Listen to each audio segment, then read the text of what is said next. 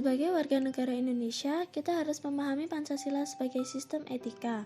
Pancasila selain sebagai way of life bagi bangsa Indonesia, juga merupakan struktur pemikiran yang disusun untuk memberikan tuntunan atau panduan kepada warga negara Indonesia dalam bersikap dan bertingkah laku.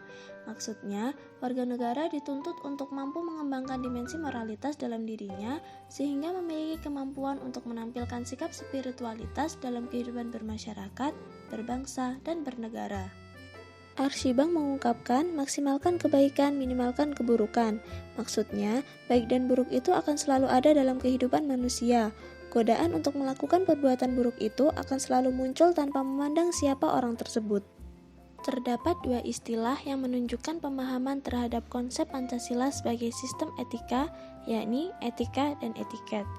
Etika berarti moral, sedangkan etiket lebih mengacu pada pengertian sopan santun dan adat istiadat.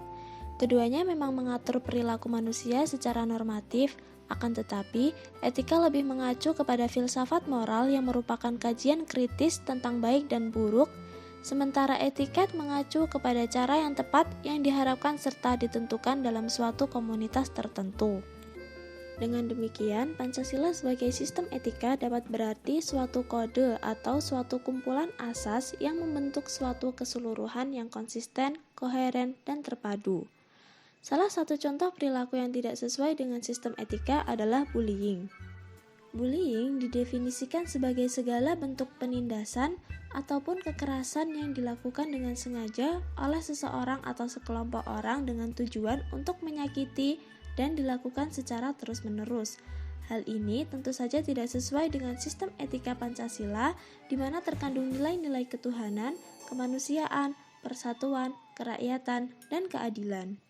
Khususnya pada sila kelima yang berbunyi, keadilan sosial bagi seluruh rakyat Indonesia.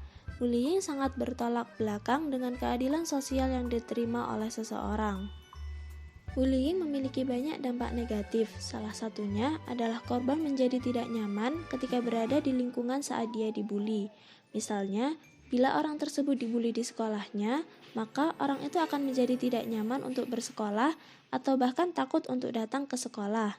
Selain itu, korban bullying dapat menjadi tidak percaya diri karena takut akan pandangan orang lain terhadap dirinya. Bullying juga dapat membuat korban merasa tertekan. Bila sudah terlalu parah, maka dapat menyebabkan orang tersebut melakukan bunuh diri. Untuk mencegah bullying, maka harus dilakukan penindakan yang tegas terhadap pelaku. Biasanya dimulai dari orang tua, orang-orang terdekat, kemudian pihak berwajib. Selain itu, juga harus dilakukan sosialisasi untuk meningkatkan kesadaran masyarakat akan dampak dari bullying.